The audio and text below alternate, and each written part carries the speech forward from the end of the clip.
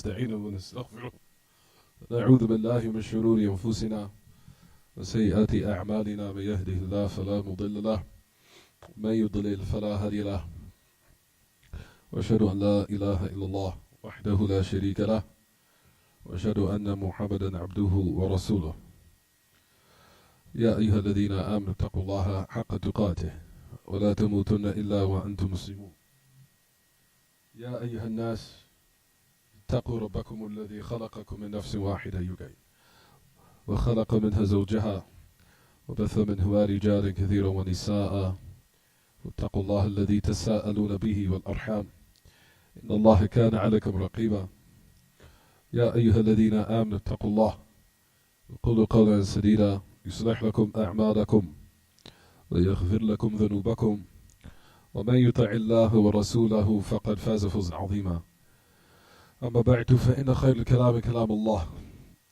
وأحسن هدي هدي محمد صلى الله عليه وسلم وشر الأمور محدثاتها وكل محدثة بدعة وكل بدعة ضلالة كل ضلالة في النار. We continue the chapter. It was a blessed night, inshallah. 6:58 p.m. Just pardon me for my little tardiness today. Sunday, December the 30th, 2018.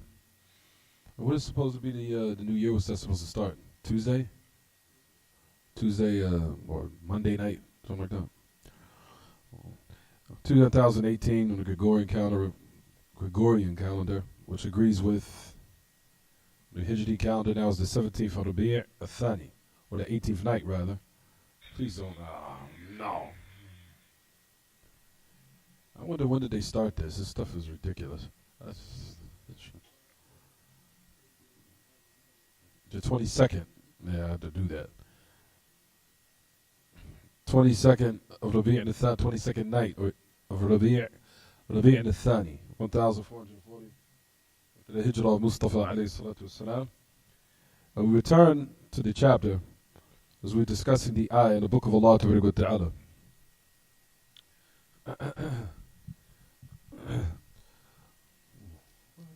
Oh, here it is. As we were discussing the ayah, as we talked about, Ya Ma'ashal Ikhwa, that the book of Allah Ta'ala is filled with establishing the truth and nullifying falsehood, establishing what is correct and laying down and establishing what is the haqq, what is true, and what is supposed to be. The belief of the creation and nullifying lies and nullifying alterations or distorted, corrupted interpretations. Allah Ta'ala in this religion, walillahi alhamd, has removed all those different types of evil in this book, and He establishes in the last revelation, which, like we said, which is in the kitaab-attawheed, in the tremendous book, which is the book of Allah Ta'ala, which is the Quran, in which you'll find, like we said, Allah subhanahu wa ta'ala establishes the truth and nullifies falsehood. And from that, it's like we said in the ayah in which the great Imam that he started and opened up the chapter, where he says, Ya Ahl Kitab, la taghlu fi dinikum wa la taqulu ala Allahi illa al-haq. We was discussing the ayah. O people of the book, meaning the Jews and the Christians, do not go to the extremes in your religion, and do not say upon Allah except the truth. Verily, Isa ibn Maryam is the messenger of Allah. As we discussed last class, this is where we stopped. We said in that ayah, that one sentence, Allah subhanahu wa ta'ala refutes groups. And that's what I want everybody to understand. That in the book of Allah, Allah subhanahu wa ta'ala makes people in groups. As you'll find, there are certain people who try to stir up confusion or come with some type of ambiguities in order to confuse the people about how not to speak about people and not to categorize people or put them in categories or put people in sects, or not to do this, not to categorize people, put them in a category.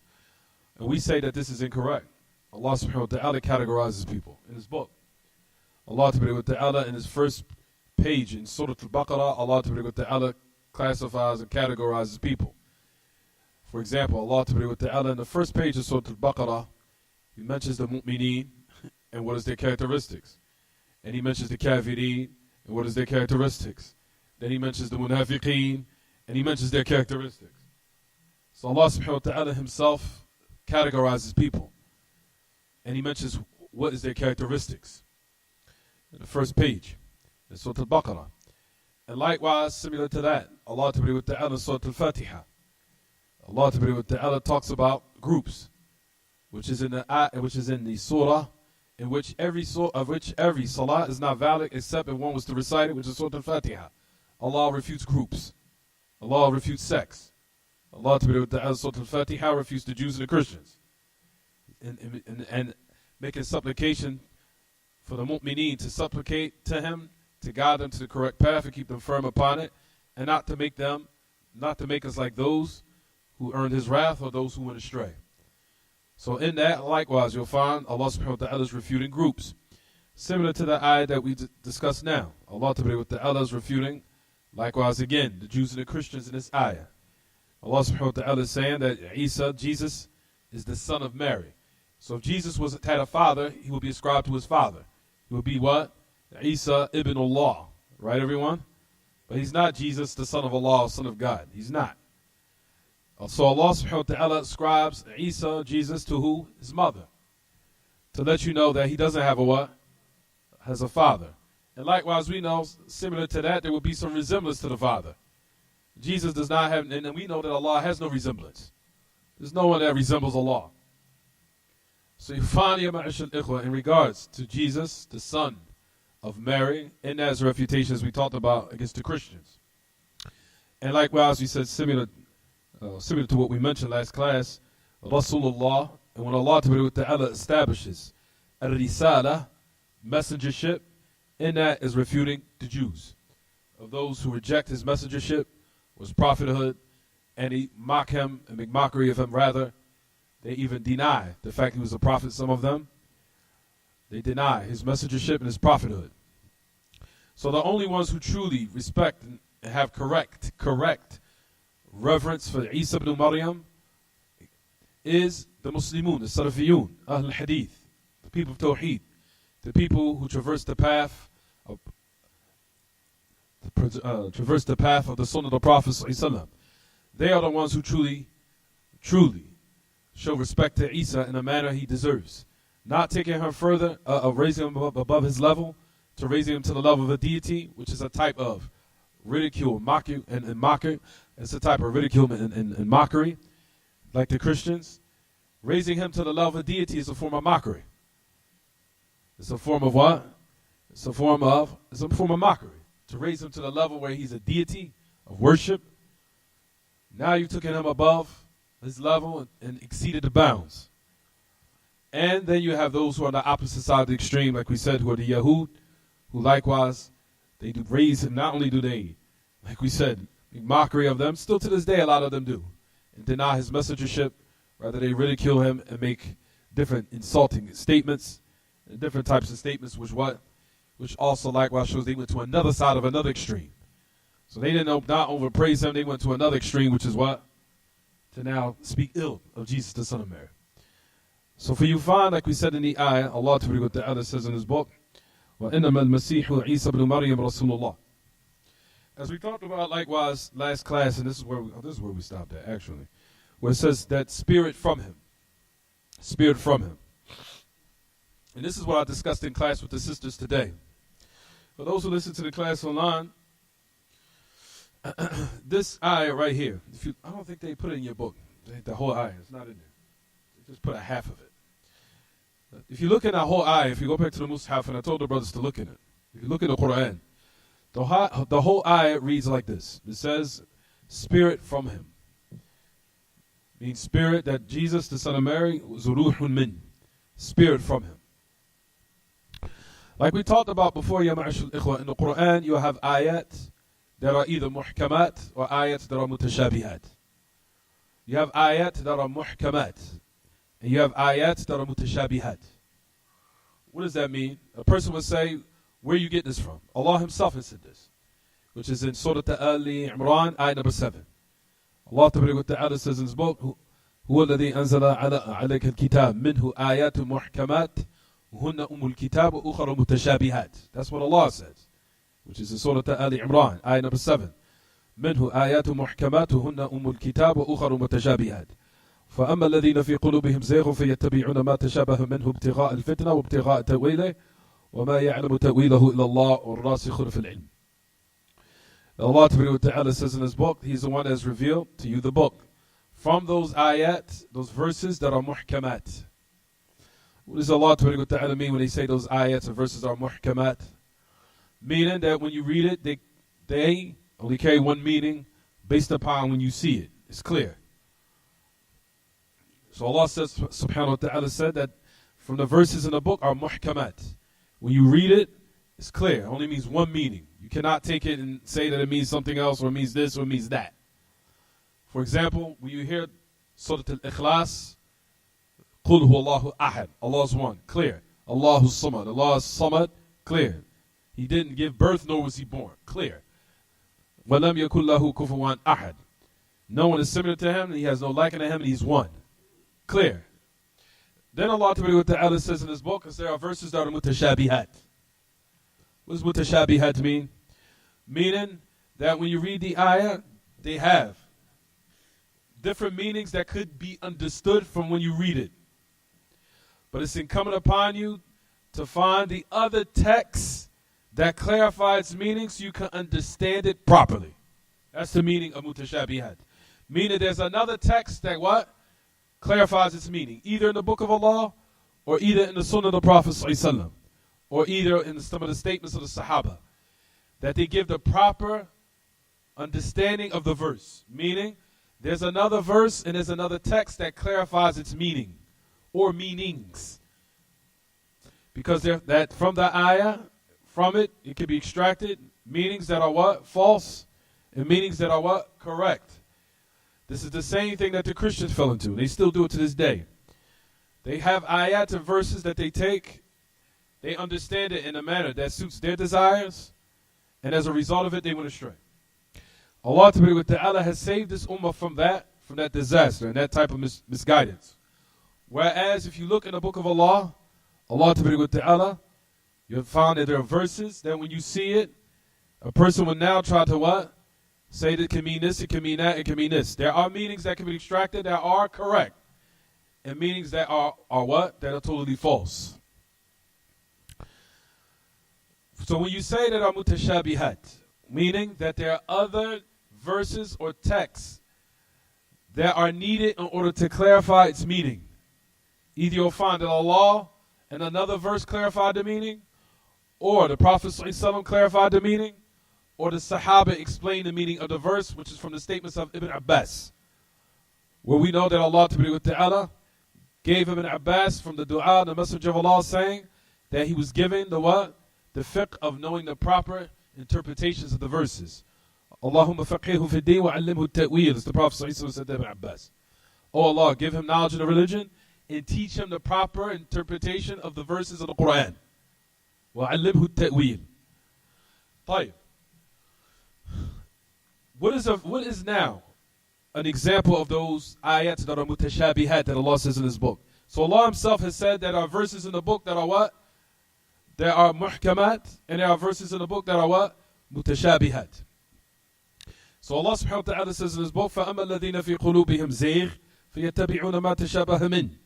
As for those who have a sickness, a disease in their heart, they follow the mutashabihat, meaning the correct understand, or the misinterpretation and the wrong understanding of the verses, of what would suit their desires, in order to what? Cause fitna, seeking fitna, confusion, and chaos, and seeking the wrong interpretation of the verse.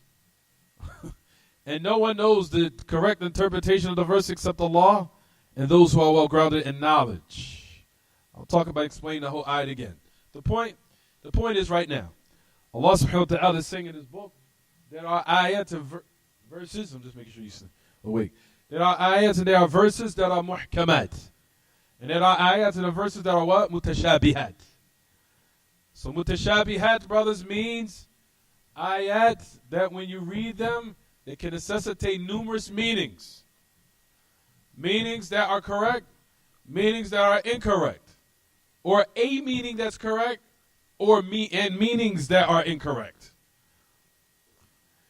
I'll say it again. Mutashabihat means when you read the verse, they can necessitate different meanings. If you read some of the verses in the book of Allah, you read it, it can what? It can have and it can carry and it can carry and it has different meanings. There's different meanings. You'll find there's a statement of Al-Khattab radiallahu anhu. He said about the ayats in the book of Allah that the ayats in the Quran are hammalatul wujuh. يحتمل هذا ويحتمل هذا ويحتمل هذا. That the Quran, some of the verses in the book of Allah are hammalatul wujuh, meaning that they can carry a lot of meanings. Some of the verses. So that's the meaning of mutashabihat. So when you see it, it can mean what? It can mean either this, or it can mean either that. It can mean a meaning or interpretation that's false. If a person was to read it, due to their lack of knowledge, or it could be what? A meaning that's correct. Meaning a meaning that Allah clarified Himself, or the Messenger clarified it, or the companions. You'll find that the minhaj of Ahl Sunnah in regards to the ayat that are mutashabihat, that they are returned back to that which is muhkamat. You can't understand what I'm saying. I'm going to explain it. Don't worry. That the mutashabihat are returned back to that which is muhkamat. The mutashabihat are reverted back to what? That which is muhkamat. Meaning to those verses that as soon as you read it, one meaning. Clear as the sun in the sky. So for when we say an example of mutashabihat, what is an example of mutashabihat? It's a lot of examples. From those examples on mutashabihat is this verse right here. This verse that you read here. That I was just explaining. You'll find that the verse it says here, that Isa was the word. Is the word kalimatuhu. Allah's Ta'ala's word. His word that He casted into Mary. And a spirit from Him. Spirit from Him. Spirit from Him is from those ayat. Are they muhkamat or are they mutashabihat? So spirit from Him is from that. From what category, brothers and sisters? Mutashabihat. Mutashabihat. Because spirit from Him can mean numerous meanings. Based upon when you read in the book of Allah, you can think from yourself, based upon what Shaitan has casted in the minds of the Christians, that it means what? He was a part of Allah that broke off. Is it clear what I'm saying? So you'll find, ya ma'ashal ikhwah, that this verse, ruhun min, spirit from Him, is from the mutashabihat. Right, everyone? Right. And also likewise, if you want to get inside the linguistic meanings of the word spirit from Him. Spirit from Him. Spirit from Him. From Him, meaning min. As we know in the Arabic language, everybody knows the preposition min means what, everyone? From. You with me, Kaden? Gee. Now I'm up. I was a little bit tired before the salat. Now I just ate about 6 cups of vegetables, so I'm good now. With some avocados. Now I'm up like this. Babe. Yes. So you say, I forgot I added 1,000 milligrams of potassium too. 1,000 milligrams, so I'm up. Babe. So we say in regards to this, ruhun min, from, we know the word from in Arabic language, has 3 meanings. So I want you guys now, for what I just established as the qawaid of the principle, now try to apply it. From the meanings of the word min in the Arabic language, you have min al-ibtida'iyya. Min al-ibtida'iyya. From, which you said meaning something that starts from something. If you want to say min ila, from such and such to such and such, meaning that it started from something. Al-ibtida'iyya. As the Muslims say. Min al-ibtida'iyya. Min al-ibtida'iyya. The min, here, the first type in the Arabic language, when you say min, it's a preposition in the Arabic language which means from. It means where something started from. Right? The second type of min is a tab'idiyya. You got min a tab'idiyya. Min, which means, the second meaning, something that broke off from something, or something that's some of something. Which literally means it broke off from it, was a part of it. They call it min a tab'idiyya, meaning it from the word ba'd, which means some. Some of something means it's a part of something. You understand, everyone? That's the second type of min. Then you have min in the Arabic language. It's called min al-bayaniyya. Min al-bayaniyya. Meaning that min in the Arabic language also means to make something clear, to clarify it. To clarify it, make it clear. طيب. So if you was to read the book of Allah and you didn't have the proper meanings and the proper knowledge, if you was to read that ayah, it could be, min can mean one of those three meanings. And if you didn't have the evidences in the book of Allah, you would take what would suit your desires. Which ayah agrees with what we're upon, inshallah, which is Ahlul Sunnah, and what meaning did the Christians take?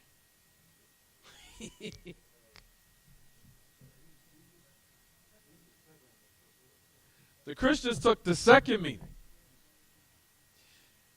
Ahlul Sunnah takes the what? The third or the first? The third or the first? Think.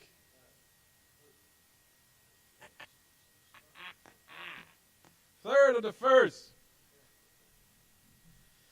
Originally, the soul of Isa ibn Maryam did start from Allah. Yes, He created it. It's the first. Now, it's the first. Meaning that the soul started and it returned ultimately, of course, as far as its creation, started from Allah originally. Meaning a soul that started from Allah where He created it. It's a created soul. Is Allah created? A soul that Allah created. Started from where? Some of you know the statement of the Salaf. Do you guys know? And I'm going to explain the statement later on when we come in some other classes. That the Quran is the speech of Allah.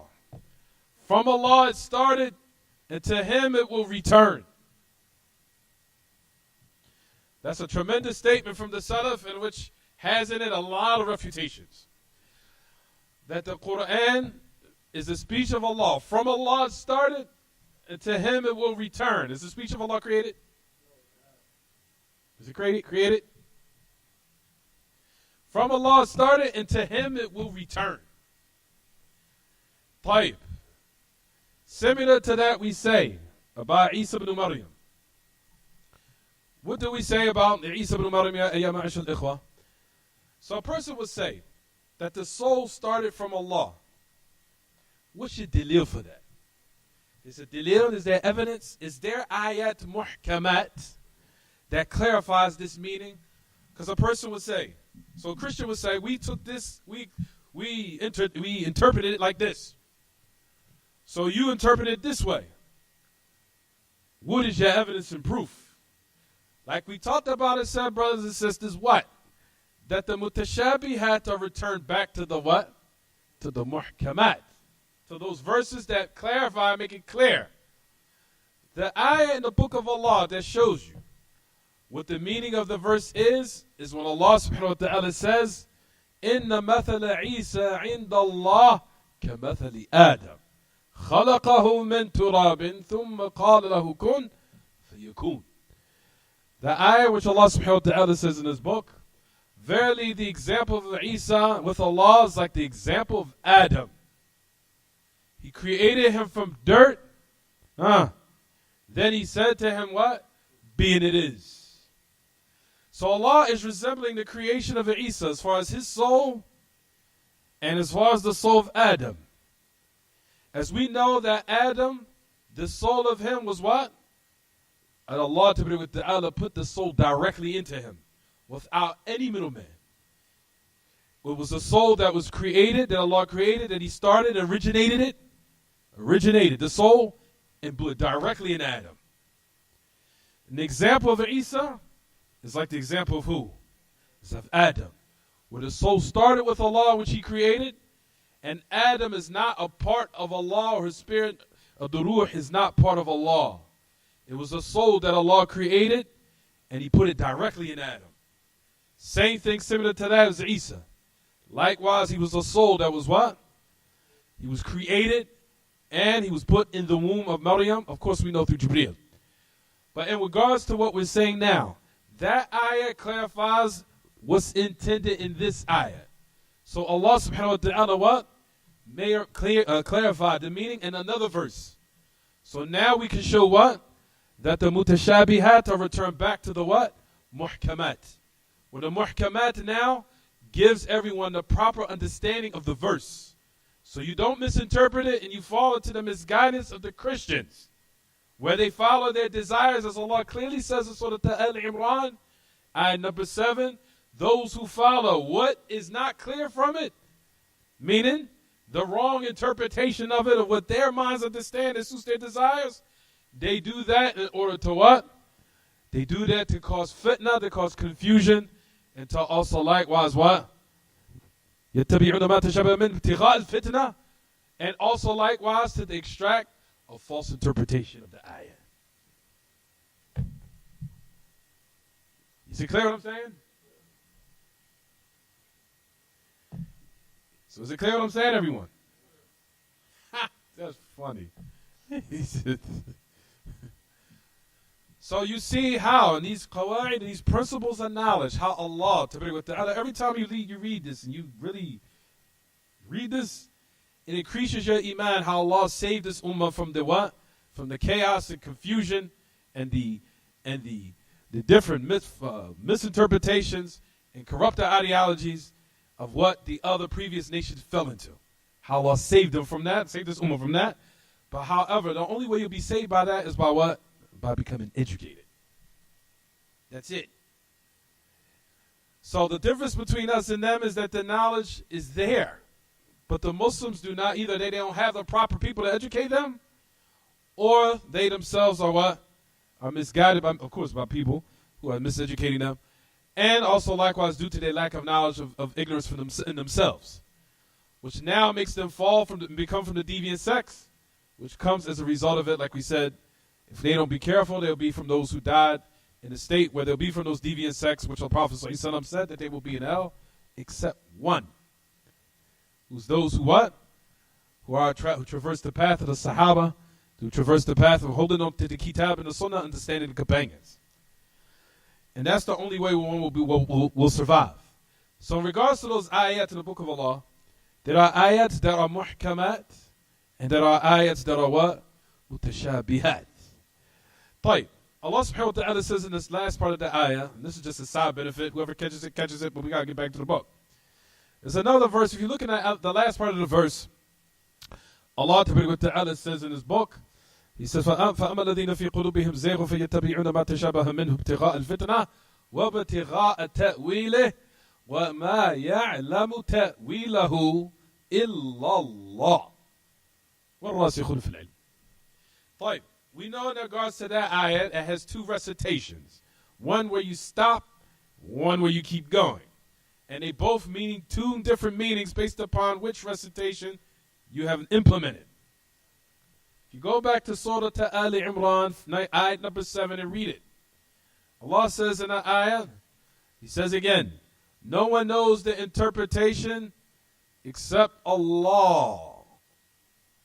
Interpretation. Now, we get to another type of affair. Because the word ta'wil in the Arabic language has a lot of meanings too. But what's the meaning of ta'wil here in the context of this ayah? Based upon the recitation, if you stop is saying no one knows the interpretation except Allah. Well, that's the bad translation, say interpretation, because that's not the meaning of ta'wil here. وَمَا يَعْلَمُ تَأْوِيلَهُ إِلَّا اللَّهُ. So now you stopped at the ayah. No one knows the ta'wil except Allah, right, everyone? No one knows the ta'wil. I don't want to say interpretation, because that's not the meaning of the ta'wil here. No one knows the ta'wil except Allah.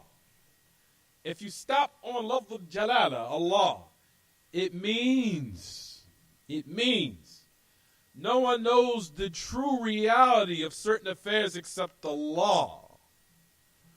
Meaning of how they are and what's the true reality of them. From them is His names, His attributes, His essence. No one knows the kayfiyah of that except Allah. Because from the meanings of the word ta'wil in the Arabic language is the true nature of something or the true essence of something and the true reality of it. So if you stop on the recitation of the ayat, everyone, what does it mean? Huh? No one knows it's ta'wil, meaning the what? No, what does the meaning of ta'wil here? It means the what? The true reality, the true essence of something. No one knows it except Allah. Why? What are we talking about here, everyone? Meaning from the affairs of the unseen, such as Allah's essence, His attributes, His names, and His actions. No one knows the true reality and essence of that except who? Allah.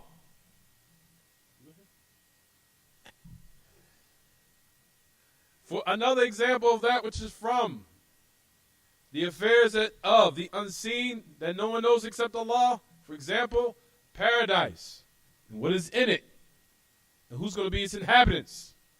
Or, for example, how the affairs of paradise are as far as, for example, the different types of khamr. As we know, the names agree. When we hear it, the names are clear. But the kayfiyah of how alcohol will be in the hereafter, saying khamr will be in the Jannah, nobody knows this kayfiyah except Allah. No one knows how the huri'een will be and the kayfiyah of that except Allah. How that will be except Allah. The affairs of the unseen, paradise, of the hellfire. No one knows the true essence of it, and no one knows the true nature of it, or the true reality of it, except Allah, because on the affairs of the unseen. Of the kayfiyah of it, no, that's not known to the creation. The kayfiyah of that, of Allah's attributes, His names, and certain affairs of the unseen. Those affairs no one from the creation knows, but from the human beings. So the ta'wil meaning here, in this context, meaning what, everyone? What does it mean? The true reality of it, the true nature of it. Due to the fact that we know Ibn Abbas clearly says in another athar, when he says, nothing agrees of what we know of this world, meaning of the affairs of the hereafter, except nothing agrees with it except the what, everyone? Except the names only. That's it. But everything else is different in the hereafter. In paradise, you might hear fruits. The fruit of the dunya is totally different from the fruits of what? Paradise. You hear the word wives. Wives is clear. I had to go. Wives. Wives of the dunya is not going to be the wives of the what? The hereafter. The kayfiyah of it is totally different. You understand, everyone? Even the human being, as we know, in paradise, his whole reality of how he will be in the hereafter will be changed.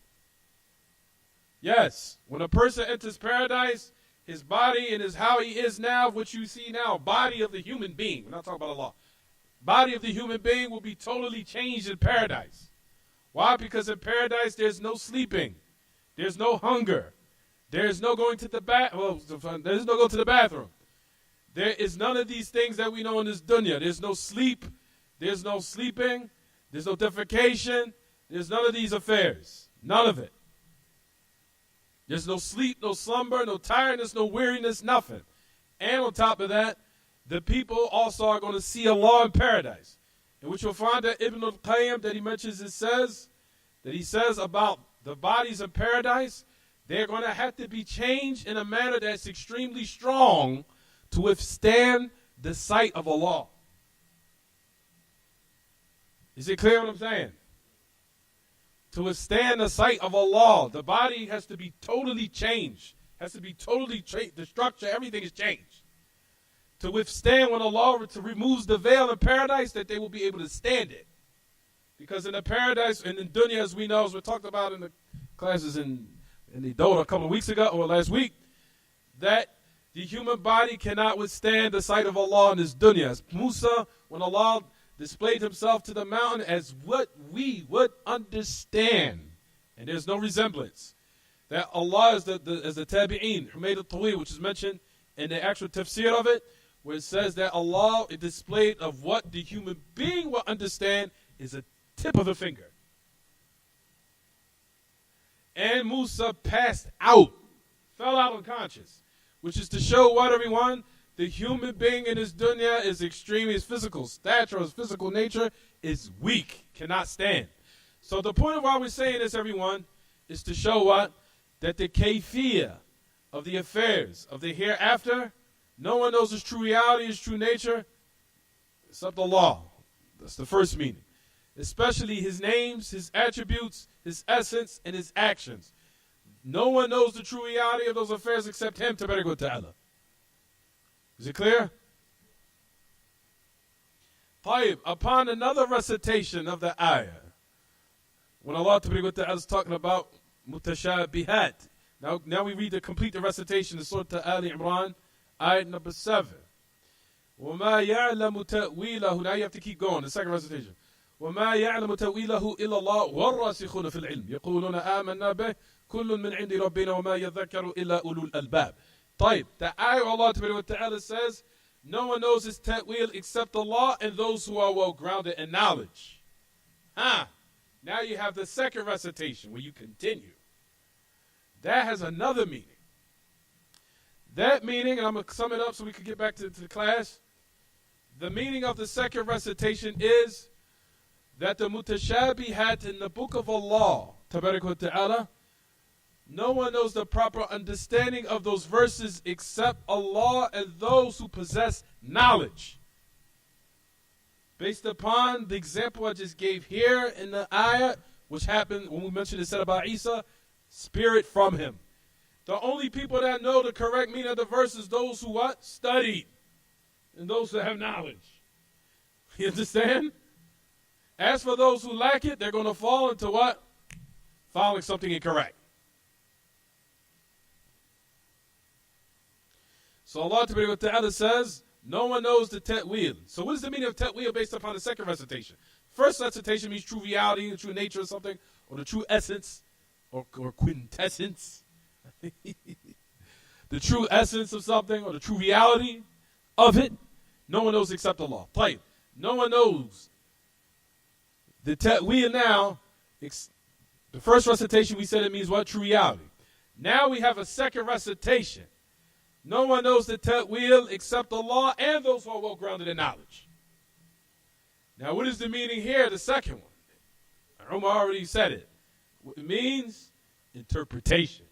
The proper understanding of the verse. That's the meaning. Upon the second recitation, meaning the proper understanding of the verse. No one knows the proper understanding of the verse except Allah and those who are well grounded in knowledge. Meaning from the Prophet ﷺ, is the message of Allah from those who are well grounded in knowledge? Of course. Except those who are Allah and also those who are well grounded in knowledge. Wasn't the Sahaba also well grounded in knowledge? And those who follow them. So it's clear in the ayah now. So those, if you want to receive, if you've come across a mutashabihah, or ayat that's mutashabih, then, number one, you will return it back to that which is muhkam. And you will also, likewise, like we said, go back to the aqwal al-sahaba so they can now give you the proper understanding of the verse. Is it clear what I'm saying, everyone? Gee. So there are ayat muhkamat. And there are mutashabihat. Tayyib. I'll stop here. I'm going to keep going. Tayyib. So now we said, I gave an example of this when you say spirit from him. We said that it can mean those three meanings of the word min. It can either mean what? Al-ibtida'iyya, tabi'idiyya, or al-bayaniyya. Bayaniyya. We said that the Christians took the what? The second meaning. meaning that it was a part of Allah that broke off, which is incorrect. It's not the meaning of the ayah. As we said, the other verse that we said clarified it, which I don't have time to repeat again because we got to keep going. We're almost there. I'm going to ask you to sit here next to my next class.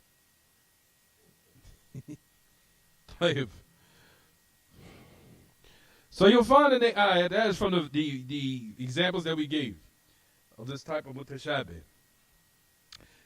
So now Allah Ta'ala says in His book, oh, we can finish the verse. We stop there. That's enough. I don't even prolong something. Next, just got too many benefits. Next hadith of the Prophet ﷺ.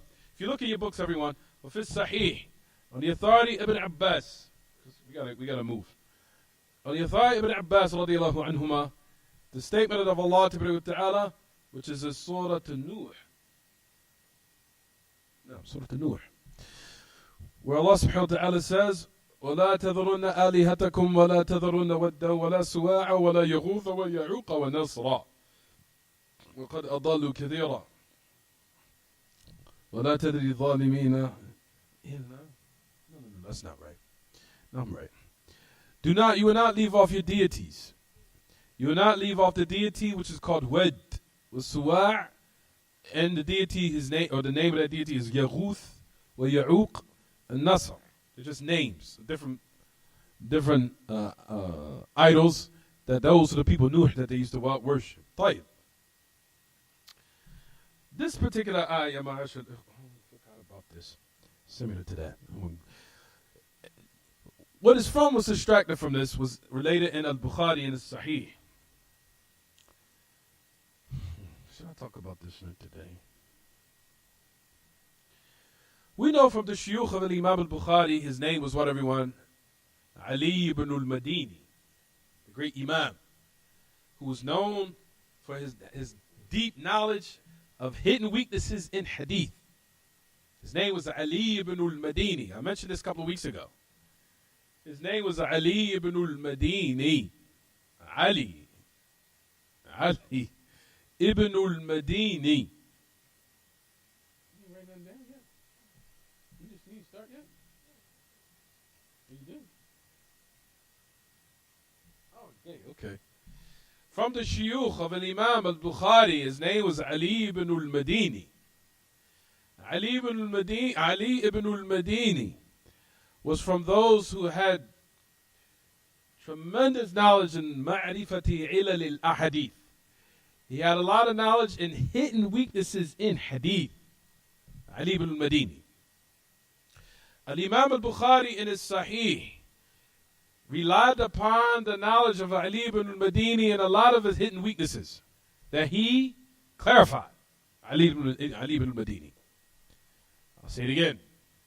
Ali ibn al-Madini was from those who had basira, insight, in hidden weaknesses in a hadith, meaning in the chain of hadith. He was considered a mountain. Ali ibn al-Madini, rahimahullah. I even have his book. It's called Ilal. I have his book in my library. Because the majority of it got lost, though. Only a part was found, just a part of it. Ali ibn al-Madini. It's called Al-Ilal. There's only one part that's been found. The rest is mafqood. The rest is lost. It's lost. At any rate, Ali ibn al-Madini has a book called Al-Ilal. It's Hidden Weaknesses. That's the name of the hadith. That's the name of the book. Hidden Weaknesses in chains and narrations and hadith. From the shuyukh of Imam al-Bukhari was Ali ibn al-Madini. Ali ibn al-Madini, in this narration, likewise said that there was some ilal, there was a illah, hidden weakness. Tayyib. We know that Imam al-Bukhari and Sahih relied upon a lot of the ilal of Ali ibn al-Madini. A lot in the Sahih. A whole lot. From the examples of that, and I'll bring it next class if I had the time, inshallah, in this narration here, a person would say, is there a hidden weakness? Al-Imam al-Hafiz ibn Hajar al-Asqalani, as it says that the narration has been related upon Ibn Abbas. And I think that the chain is upon Ibn Abbas an Ibn Jurayj, Abdul Malik ibn Abdul Aziz ibn Jurayj al-Amawi, the great Imam. Everyone knows if you study hadith and study chains, you'll find that Ibn Jurayj is mentioned in a lot of narrations. His name is Abdul Malik ibn Abdul Aziz ibn Jurayj al-Amawi. You guys want to start getting me inside knowledge of hadith, which is one of my favorites. Abdul Malik ibn Abdul Aziz ibn Jurayj al-Amawi.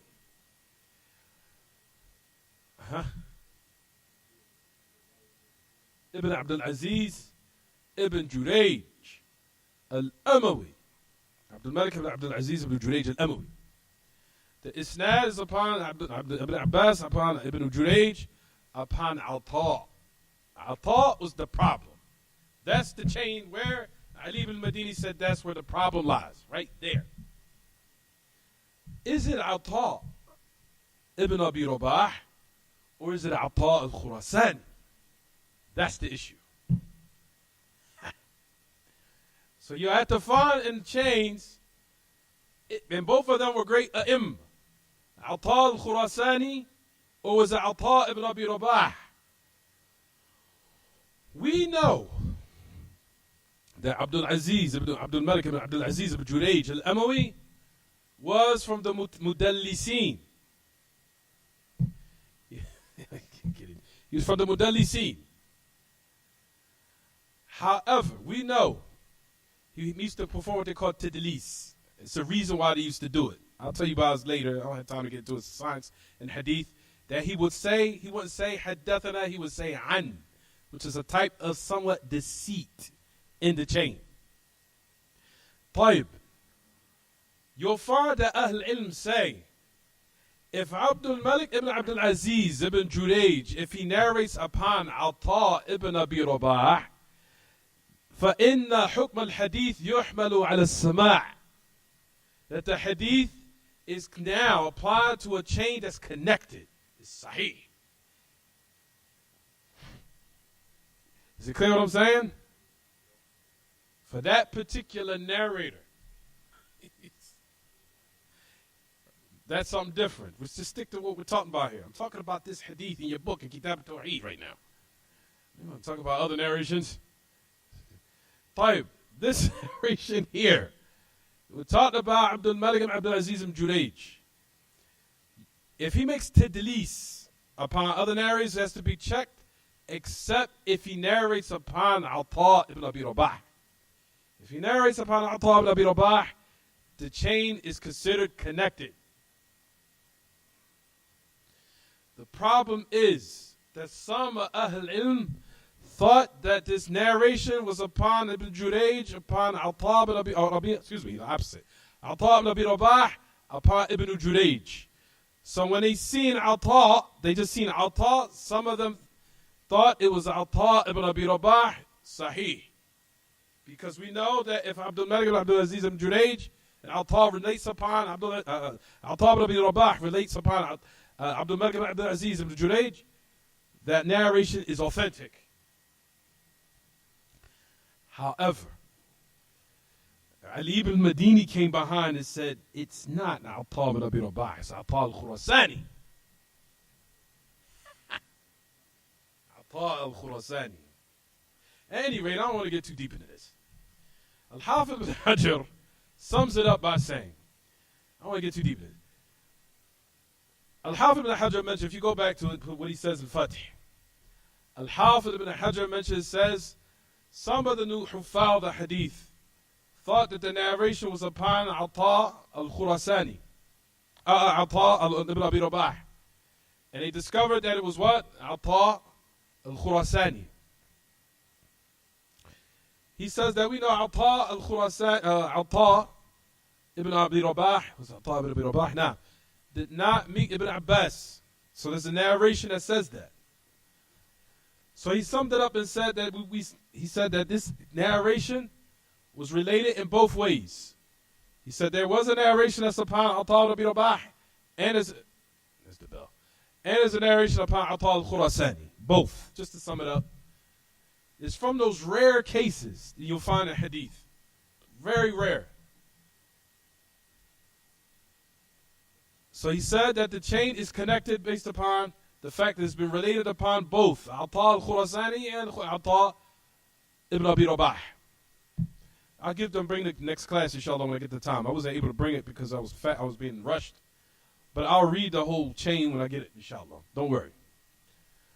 But just know, if you see a chain in hadith, if you ever read a chain and it says upon Ata, if it's usually in most cases, if you see behind it Abdul Malik ibn Abdul Aziz ibn Jurayj al-Amawi, it's usually upon Ata ibn Abi Rabah. If you see that in the chain, notice that it's considered connected, sahih. Because Abdul Malik ibn Abdul Aziz ibn Jurayj and Ata ibn Abi Rabah, they met each other and they heard from each other. It's yuhmal al-sama'. It's connected, it's considered connected. The problem is sometimes there is certain exceptions. In the chain you will see Ata. Is it Ata al-Khurasani or is it Ata ibn Abi Rabah? Ata al-Khurasani is from the ulama of tafsir. Ata ibn Abi Rabah was an imam in a lot of things, especially in fatawa of Hajj. Especially, he stood out. Rahimahullah. Is it clear what I'm saying, everyone? So you have the scholars of tafsir who their thing was tafsir, from that was Ata al-Khurasani. He's from the ulama of tafsir. Ata ibn Abi Rabah was the imam.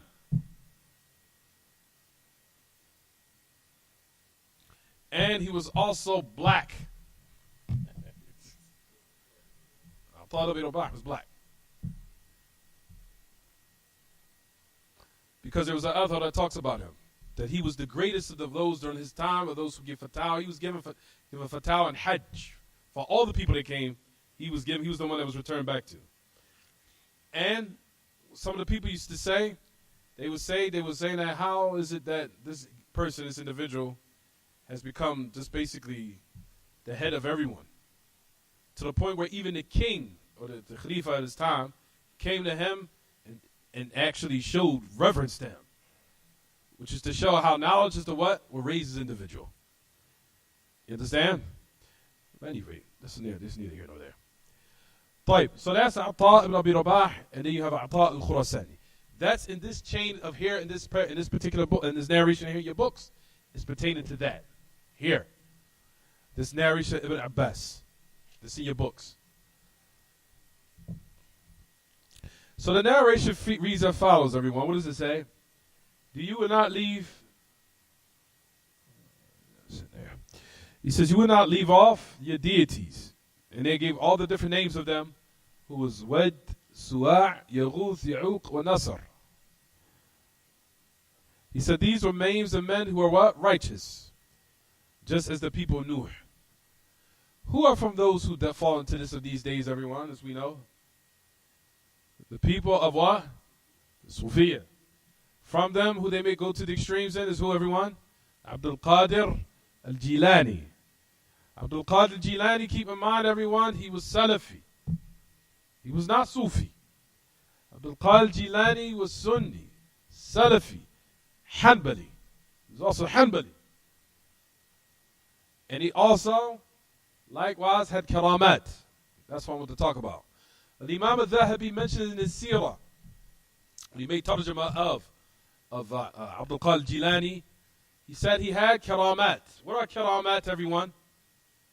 Karamat is those things that they're not miracles. We don't call them mu'jizat or ayat. Miracles happen at the hands of the prophets. But there are things that go against reality that can happen at the hands of those who are righteous. And certain things used to happen. At the head of those who from the awliya of Allah, certain strange things used to happen during their time, was the Sahaba, as we know. The things that are strange that we say that what we normally are acclimated to seeing, what happened during their times, certain things went against that, which is what we so-called call for bad, lack of better words, miracles. But they're not miracles because they happen at the hands of those who are not prophets, who are the Sahaba and those who followed them. But at any rate, the Sahaba had the correct belief and understanding. Strange things happen at their hands that we deem to find strange, even though it's not far off for those who are upright and those who have proper aqidah and stick to the sunnah of the Prophet and who are obedient.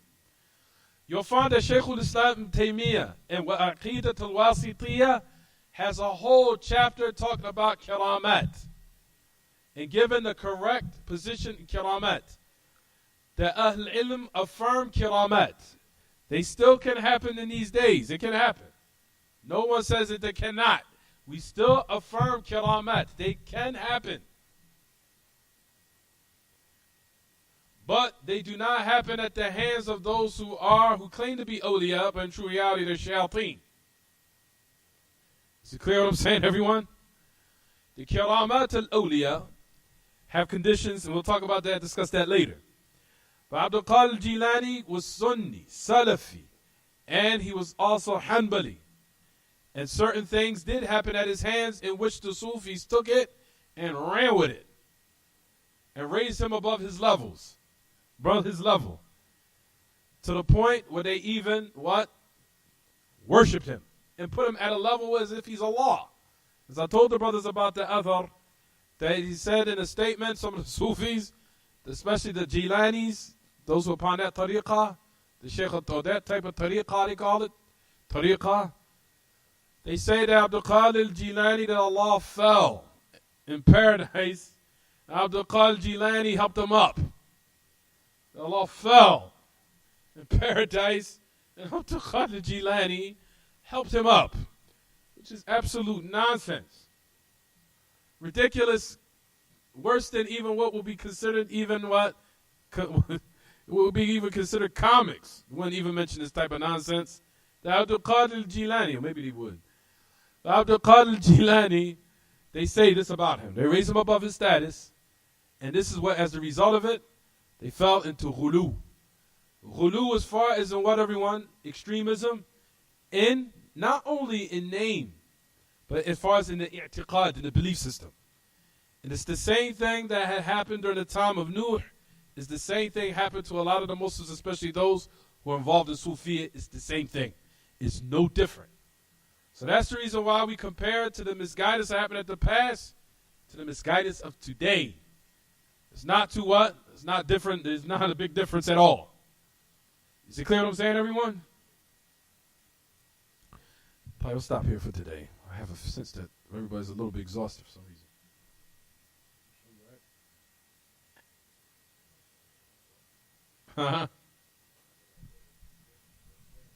Why didn't you just take some? No, that's not the mushroom water. I don't know mushroom water. It's tea.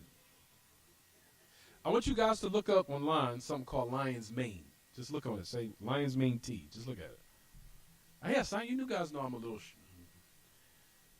thrown off. It's called lion's mane tea. It's a type of mushroom. Look what it does to your brain.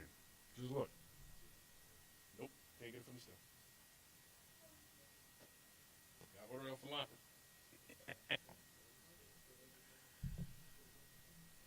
No. You got don't. Matter of fact, that tea. Don't worry about it. Don't worry about that. Just leave it. Leave it alone. Don't buy it. Leave it alone. But just to let you know what it is, the Golden Goose called Lion's Mane Mushroom Tea. I have it in the office. You want to see it? It's not mushrooms in it. No, it is. It is a mushroom. But it's not exact mushroom in a pack. They made it into tea. It's called Four Sigmatic. That's what they call this, the company. They're the only ones that make it. Four Sigmatic. You know, everybody say this. Not everybody is. Everybody knows a little cuckoo, right? A little thrown off.